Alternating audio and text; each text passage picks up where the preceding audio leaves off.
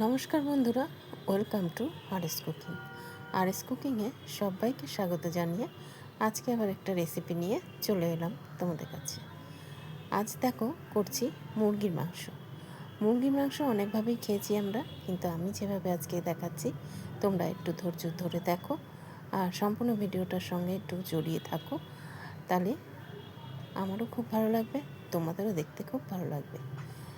তাহলে তোমরা সবাই কেমন আছো? আশা করি সবাই ভালো আছো, আমিও ভালো আছি। তাই দেখো মুরগির মাংসটা আমি এখানে 1.5 কিলো নিয়ে নিয়েছি।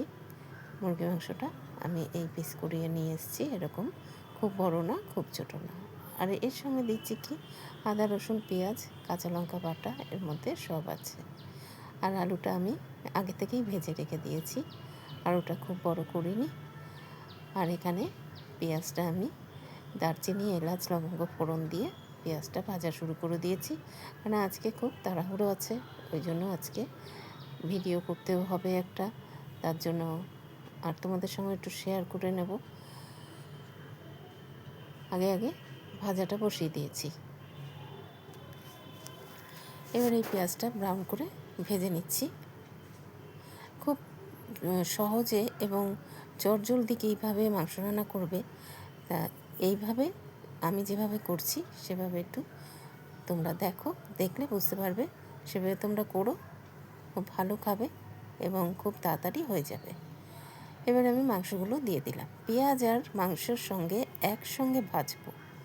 তাতে কী হবে, পেঁয়াজের যে সুন্দর একটা গন্ধ এবং টেস্টটাও বাড়বে, আর মাংসের মধ্যে ঢুকে যাবে, আর মাংসটাও ভাজা হয়ে যাবে। আর এখানে দেখো আদা রসুন পেস্ট আর ধনের গুঁড়ো অল্প নিয়েছি 1 চামচ, টমেটো, লঙ্কার গুঁড়ো আর হলুদ, এই হচ্ছে মশলা দেব। আর আমি সম্পূর্ণ রেসিপিটা সর্ষের তেলে রান্না করছি। এবার আমি মাংসটা যতক্ষণ না ভাজা ভাজা হচ্ছে ততক্ষণ পর্যন্ত নেড়ে যেতে হবে। আমি নেড়ে যাচ্ছি, দেখো।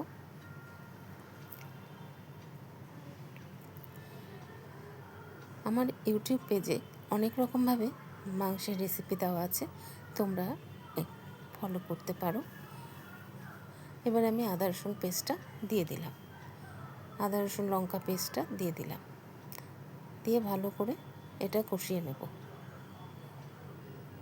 যতক্ষণ না কষানোটা ভালো হবে, মশলার গন্ধটা, কাঁচা মশলার গন্ধটা চলে যাবে, ততক্ষণ পর্যন্ত আমি কষিয়ে যাব। আর টমেটোটা দিয়ে দিলাম এর মধ্যে।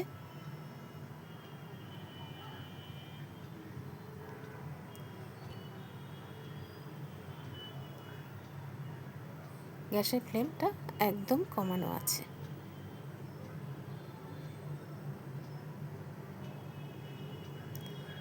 এবার আমি সমস্ত গুঁড়ো মশলাটা দিয়ে দিলাম।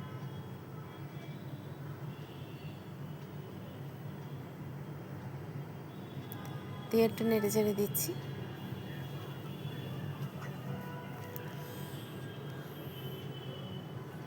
আমি প্রায় 15-20 মিনিট মতো কষিয়ে নিয়েছি।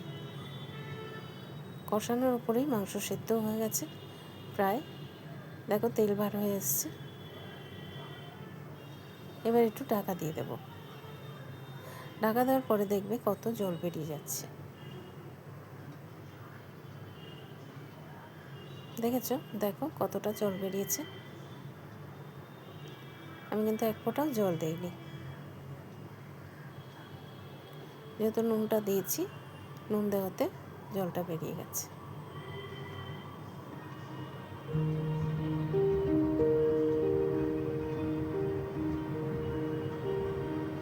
এবার আলুগুলো, ভাজা আলুগুলো দিয়ে দিলাম।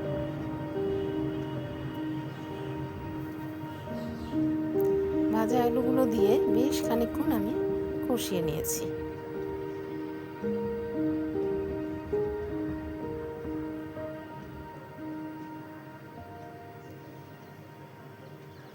এই পর্যায়ে আমি গ্যাসের ফ্লেমটা একটু বাড়িয়ে দিয়েছি।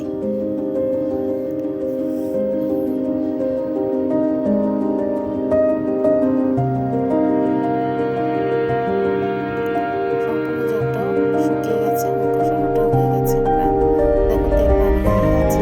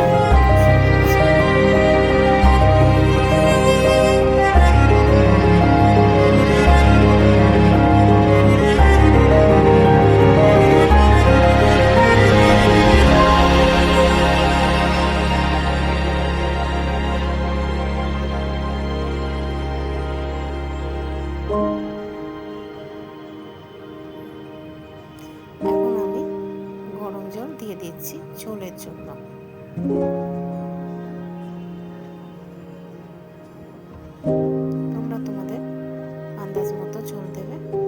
আমি আমার আন্দাজ মতো এখানে ঝোল দিয়ে দিলাম। এবার আমি ঢেকে দেব।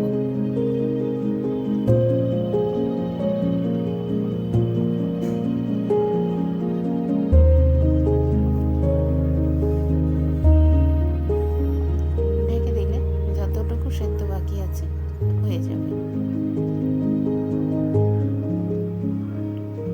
5 মিনিট মতন আমি ফুটিয়ে নিচ্ছি।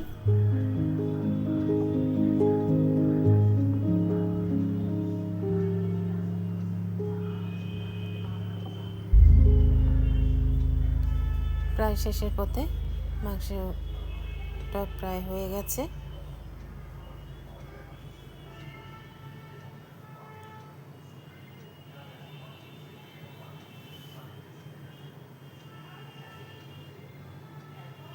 দু মিনিট ফুটিয়ে এবার গ্যাসের ফ্লেমটা আমি বন্ধ করে দিলাম। কিছুক্ষণ ঢাকা দিয়ে রেখে দিলাম। দেখো, বন্ধ করা অবস্থায় ঢাকা দিয়ে রেখে দিয়েছি। এবারে আমি একটু গরম মশলা দিয়ে দিচ্ছি।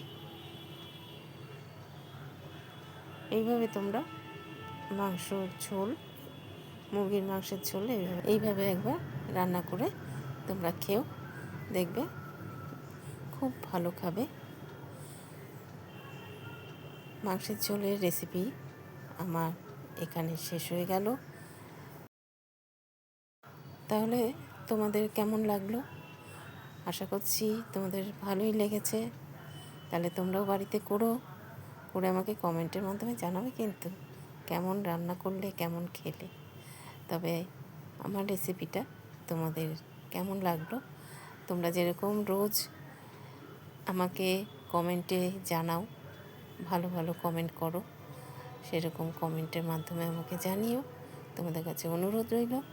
আর নতুন যারা দেখছো, সাবস্ক্রাইব করে আমার পাশে থেকো, বেল বাটনটা প্রেস করে রেখো, যাতে নিত্য নতুন রেসিপি দিলে তোমাদের কাছে আগেই পৌঁছে যায়। দেখো, আমি এখন সার্ভিং প্লেটে সার্ভ করে দিচ্ছি। এরকম একটা মাংস হলে ভাত, রুটি কোনো কিছু নিয়ে চিন্তা থাকে না, দুর্দান্ত খাওয়া হয়।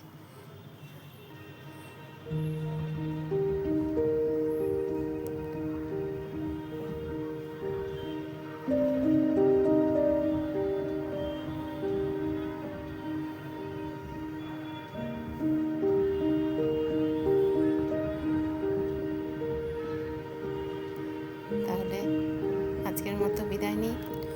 আবার আগামী দিন অন্য কোনো রেসিপি নিয়ে তোমাদের কাছে হাজির হয়ে যাব। টাটা।